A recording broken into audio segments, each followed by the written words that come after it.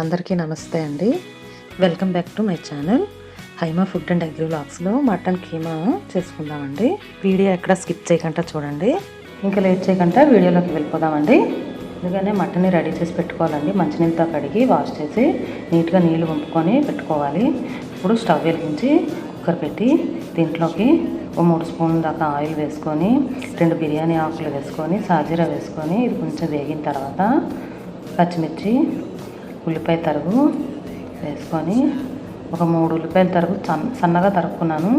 Light brown colour వచ్చే వరకు వేపుకొని ఇట్లా వేపుకున్న తర్వాత అల్లం వెల్లుల్లి పేస్ట్ స్పూన్నర వేసుకొని ఇది కూడా పచ్చివాసన పోయేదాకా వేయించుకొని ఇది కూడా వేగిపోయిందండి. ఇప్పుడు కొంచెం ఒక రెమ్మ కరివేపాకు వేసి కొంచెం కలుపుకుందాము. మంట లో టు మీడియం ఫ్లేమ్లో అడ్జస్ట్ చేసుకుంటూ వేపుకోవాలండి. అల్లం వెల్లుల్లి పేస్ట్ వేసిన తర్వాత ఇప్పుడు మటన్ ఒక 400 గ్రామ్స్ దాకా అండి కడిగి వాష్ చేసి పెట్టుకున్నాను కదా, అది వేసుకొని ఇది వేపుకోవాలి.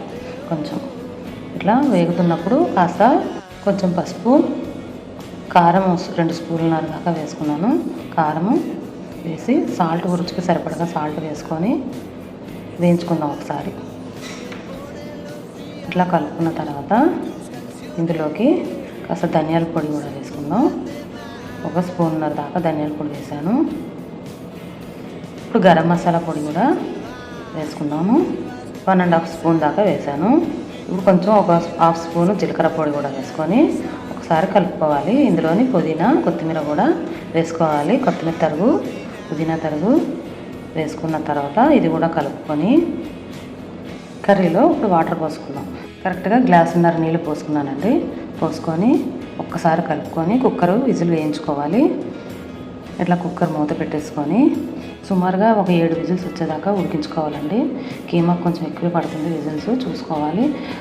కూర అంతా ఉడికిపోయి విజిల్స్ అయిపోయిన తర్వాత మళ్ళీ ఒకసారి కుక్కర్ మూత తీసింది స్టవ్ మీద పెట్టుకోవాలి. కూర దగ్గర అయ్యేదాకా వేపుకోవాలి. మటన్ ఉడికిందో లేదో చూసుకుందాం. కీమాని ఉడికిపోయిందండి. దగ్గరకి గ్రేవీ అయిపోతే ఇందులో కొంచెం కొత్తిమీర తరుగు వేసుకొని ఇక దించేసుకోవడానికి రెడీ అయిపోయిందండి. చాలా బాగుంటుంది.